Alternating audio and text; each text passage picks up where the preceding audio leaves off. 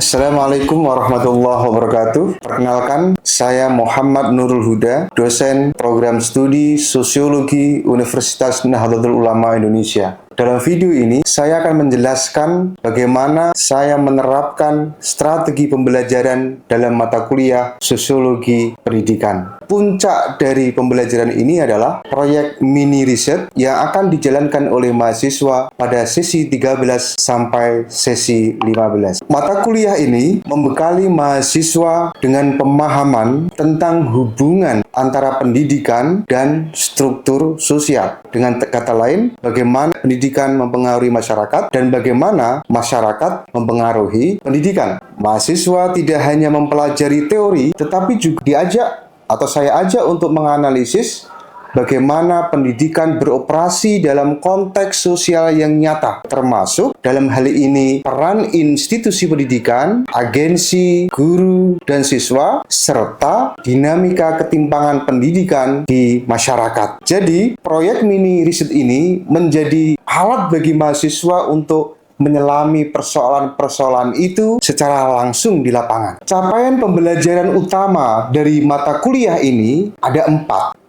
Pertama, mahasiswa mampu menjelaskan teori-teori dasar dan konsep-konsep dalam sosiologi pendidikan. Yang kedua, mahasiswa mampu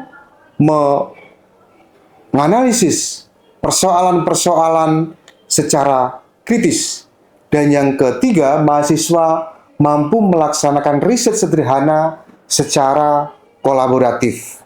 Dan yang keempat, mahasiswa juga mampu menyampaikan hasil riset mereka secara sistematis dan reflektif. Materi dalam kuliah ini akan terbagi ke dalam 16 sesi.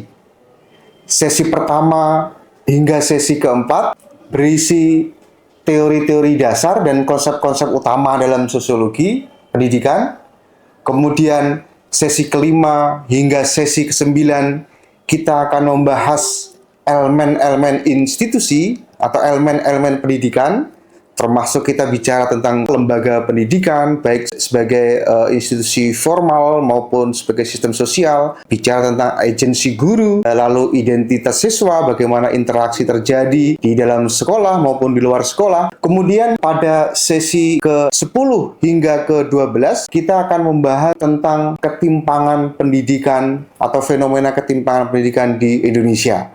Nah, selanjutnya pada sesi ke-13 hingga sampai sesi ke-15 kita akan bersama-sama melakukan proyek mini riset. Dan kemudian pada sesi ke-16 ini sesi penutup di mana mahasiswa akan saya ajak untuk merefleksikan pengalaman penelitiannya atau menyusun rekayasa gagasan secara kritis, reflektif, serta mencari solusi-solusi yang dihadapi di dalam proses penelitian. Jadi, proyek ini bukan sekedar pelengkap, tapi juga bagian inti dari strategi pembelajaran yang saya terapkan. Untuk menyampaikan materi ini, saya menggunakan model blended learning, yaitu kombinasi antara pertemuan tatap muka dengan mahasiswa dan didukung oleh platform digital, yaitu Learning Management System, yaitu SIANAS yang dimiliki oleh Unusia. Nah, metode utamanya adalah project-based learning.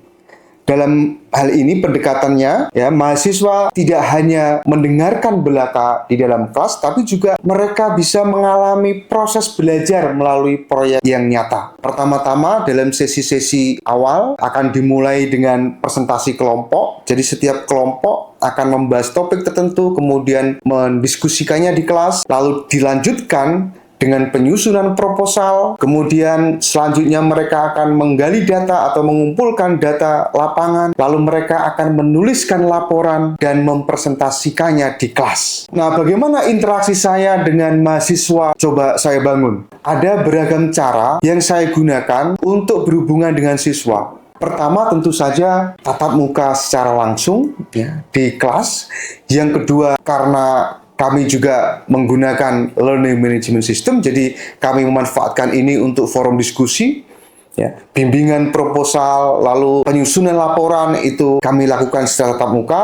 Lalu saya juga akan memberikan umpan balik selama proses pembimbingan pada saat penyusunan proposal, kemudian penggalian data, hingga penyusunan laporan, serta presentasi di kelas. Nah, saya juga mendorong para mahasiswa untuk melakukan refleksi individual sebagai bentuk percakapan internal mereka dengan pengalaman mereka selama riset lapangan. Kemudian bagaimana penilaian saya berikan kepada mahasiswa? Saya akan menilai proses pembelajaran ini secara menyeluruh dan terbuka dengan komponen-komponen pertama, presensi dan jurnal aktivitas. Jadi saya mewajibkan kepada mahasiswa untuk menyusun jurnal perkuliahan setiap sesinya, kemudian presentasi kelompok dan diskusi sesuai dengan topik yang mereka pilih, bobotnya sebesar 15%, kemudian proyek mini riset, inti pokok dari pembelajaran ini, bobotnya sebesar 50%, kemudian aktivitas rekayasa gagasan atau refleksi terhadap pengalaman riset mereka, bobotnya sebesar 25%.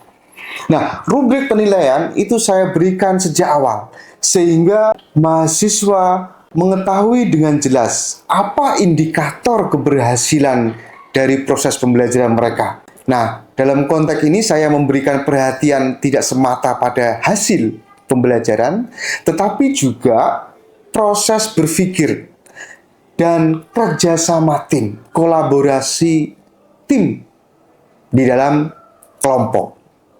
Nah, itu penilaian yang saya lakukan. Saya percaya bahwa pembelajaran dalam sosiologi tidak cukup dilakukan dengan cara berceramah di kelas. Dengan merancang dan menjalankan proyek mini riset ini, mahasiswa akan belajar bagaimana menjadi peneliti sosial. Mengamati, menganalisis, menyusun laporan, dan merefleksikannya. Mereka bukan hanya memahami pendidikan, tetapi juga belajar menjadi bagian dari proses transformasinya. Terima kasih atas perhatian Anda. Saya akhiri, wallahul muwaffiq ila aqwamit thoriq. Wassalamualaikum warahmatullahi wabarakatuh. Assalamualaikum warahmatullahi wabarakatuh. Wajahnya cerah ini ya. Gimana kabar? Baik.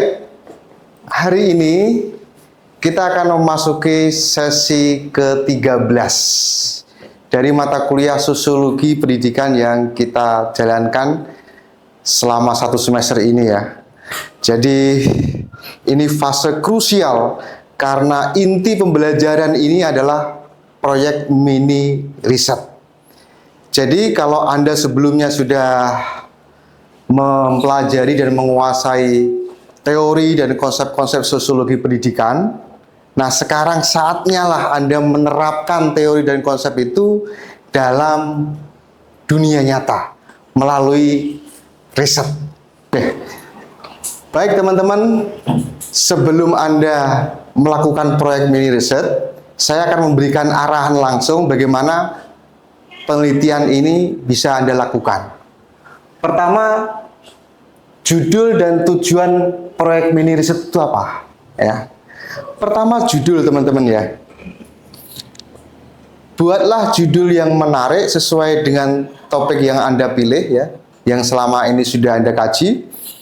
Kemudian tentu saja sesuai minat Anda. Kemudian tujuan dari proyek mini riset ini adalah supaya Anda itu mampu menerapkan teori dalam kehidupan nyata.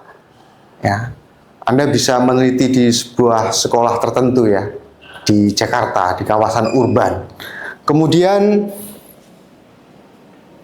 mini riset ini juga melatih Anda untuk berkolaborasi dalam tim, melatih Anda untuk bekerja sama dalam tim. Sejauh mana Anda misalnya bisa merencanakan penelitian Anda, membagi tugas dan seterusnya. Nah, itu adalah keterampilan yang penting di dalam mata kuliah ini yang coba dikembangkan. Kemudian langkah-langkahnya bagaimana? Ketika Anda nanti melakukan riset. Pertama, Anda sudah menentukan topik ya dari sesi sebelumnya. Yang kedua, saya minta untuk menyusun proposal. Jadi pertama-tama topik Anda sudah punya ya berdasarkan presentasi. Nah, sekarang Anda harus menentukan ya di sekolah mana Anda akan melakukan penelitian. Ya, setelah itu Anda menyusun proposal. Ya, Anda menyusun proposal. Nah, bagaimana menyusun proposal? Bagaimana sistematikanya? Nah, paling tidak proposal penelitian mencakup satu judul, ya, dua latar belakang, ketiga rumusan masalah, keempat kajian teori, yes, kelima metode. Nah, ini sistematika proposal yang nanti Anda buat. Setelah proposal jadi, saya nanti akan memberikan feedback terhadap proposal yang Anda susun. Nah, kemudian Anda segera turun ke lapangan ya, mengumpulkan data berdasarkan proposal tadi dan menganalisisnya berdasarkan teori-teori sosiologi yang sudah Anda kuasai. Dan pada sesi berikutnya, pada sesi ke-14, Anda harus mempresentasikan hasil penelitian Anda di kelas ini, presentasi kelompok. Nah, ini langkah-langkah yang harus Anda lakukan. Nah, sekarang teman-teman sekalian, silakan Anda membentuk kelompok, memilih topik yang Anda minati, dan menentukan sekolah mana yang akan jadi objek penelitian. Oke, sekarang silakan kalian membentuk kelompok dan menentukan topik penelitian Anda. Berdasarkan sistematika ini ya nanti ya, Anda harus coba renungkan, pikirkan bersama dalam tim. Anda tulis nanti di sini ya, berdasarkan kelompok ya. Rangka topiknya, oke. Oke. Halo Dinda, sehat Dinda?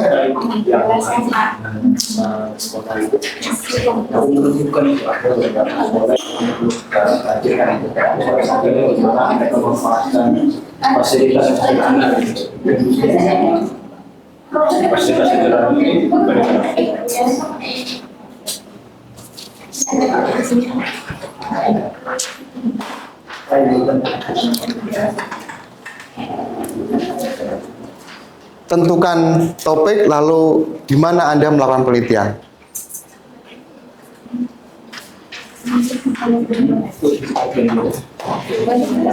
Ada pertanyaan?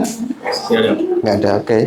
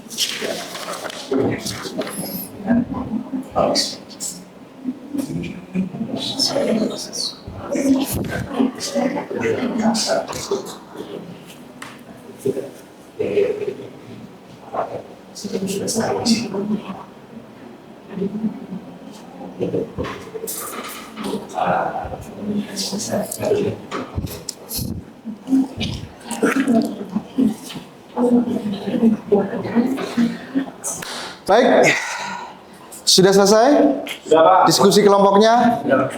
Oke. Nabil, coba sampaikan topik mobil. Topik saya, kita ingin meneliti tentang dampak kurikulum merdeka, Pak. Oke. Ada kemampuan soft skill siswa di SMK 3 Taman Siswa Jakarta. Oke, menarik itu. Yang lain? Saya begini. Sudah Pak. Oke, silakan. Topik penelitian saya adalah pengaruh latar belakang sosial ekonomi terhadap minat belajar SMK mahasiswa di Jakarta. Oke, pengaruh latar belakang sosial ekonomi keluarga terhadap minat belajar siswa. Di mana? Di Taman Siswa. Taman siswa juga. Saya Pak izin, topik penelitian dari kelompok kami itu kami ingin menganalisis kesesuaian antara kurikulum dan fasilitas praktik yang ada di jurusan manajemen perkantoran dan layanan bisnis di SMK Karya Teladan Jakarta Selatan. Oke, topik yang menarik, Indah. Kami Pak. Silakan. Ya, kalau kita itu bagaimana strategi kepala sekolah dalam meningkatkan kualitas pembelajaran di tengah fasilitas yang terbatas begitu Pak. Melihat kita kan ada di urban sehingga lahan-lahan itu sangat sulit digapai. Nah, gimana ini kepala sekolah ini melakukan strategi itu untuk meningkatkan kualitas pendidikannya begitu Pak. Oke. Di mana sekolahnya? Di Madrasah Ibtidaiyah Karisma Matraman dalam Jakarta Pusat. Oke. Ada lagi yang sudah? Silakan. Dengan tema itu merajut anak dan minat dari peran keluarga dalam meningkatkan prestasi kualitas belajar siswa di masa sekolah menengah. Penelitian dilakukan di SMK Digital di Jakarta Barat, Pak. Oke. Masih ada yang lain? Sudah ya? Baik. Topik sudah Anda tentukan, lokasi penelitian sudah Anda tetapkan juga, ya. Sekarang setelah perkuliahan ini Anda harus segera menyusun proposal lengkapnya. Nanti kirimkan proposal itu ke Edlink, Learning Management System yang sudah kita punya. Nanti saya akan baca satu persatu dan akan memberikan feedback kepada kalian. Ya, baik, teman-teman sekalian, saya untuk proyek mini riset ini akan memberikan penilaian yang terbuka dan fair kepada Anda. Ya, untuk penyusunan proposal saya akan memberikan bobot 20%. Ya. Kemudian untuk pengumpulan data, analisis data saya akan memberikan bobot 30%. Ya. Ini Anda bisa lihat. Untuk riset ya, penyusunan proposal 10%, penggalian data 10%, laporan 20% dan presentasi hasil 10%. Kemudian setelah Anda presentasi di kelas, ya, Anda nanti membuat renungan pribadi, menyusun refleksi pribadi dari pengalaman Anda penelitian di lapangan. Ya. Baik, ada pertanyaan? Oke, Nabil silakan. Dari output penelitian kita ini Pak, apa hanya sebatas proposal penelitian saja atau jadikan jurnal begitu, jurnal ilmiah? Yap. Jikalau Anda punya inisiatif seperti Nabil yang akan menjadikan temuan penelitiannya itu sebagai artikel jurnal, itu akan menjadi kredit buat Anda. Saya akan memberikan poin plus. Ya, Anda ternyata bukan hanya melaporkan hasil penelitian lalu membuat perenungan tentang pengalaman Anda, tapi juga mencoba untuk menyusunnya ke dalam artikel ilmiah yang nantinya kalian kirim ke jurnal ya. Itu menarik ya, Nabil dan teman-teman ya. Anda juga bisa gunakan temuan penelitian itu untuk membuat podcast ya. Anda bisa bagi temuan Anda kepada masyarakat dengan bahasa yang sederhana dan mudah mudah dipahami oleh masyarakat. Nah, baik teman-teman sekalian, inilah proses mini riset yang akan kita jalankan dalam 3 sesi. Jadi sesi ke-13 ini kita merencanakan untuk menyusun proposal. Sesi ke-14 Anda mengumpulkan data lapangan dan menganalisisnya. Kemudian pada sesi ke-15 Anda presentasi laporan hasilnya. Pada sesi 15, Anda merenungkannya, mencoba untuk merefleksikan pengalaman penelitianmu itu dan juga merefleksikan teori-teori yang sudah Anda kuasai selama sesi-sesi pertemuan kita. Baik, mata kuliah sosiologi pendidikan ini pada dasarnya kita tidak sekedar belajar teori, tapi juga belajar pendidikan dalam praktek sosial dan konteks sosial yang nyata di masyarakat kita. Mudah-mudahan sesi ini bisa Anda jalani dengan baik. Saya siap dihubungi setiap waktu melalui grup WhatsApp dan juga kita bisa berdiskusi melalui @link. Terima kasih atas kehadirannya. Apakah ada pertanyaan? Cukup? Baik, terima kasih. Saya tutup sesi kali ini. Wallahul muwaffiq ila aqwamit thoriq. Wassalamualaikum warahmatullahi wabarakatuh. Oke, semangat. Terima kasih.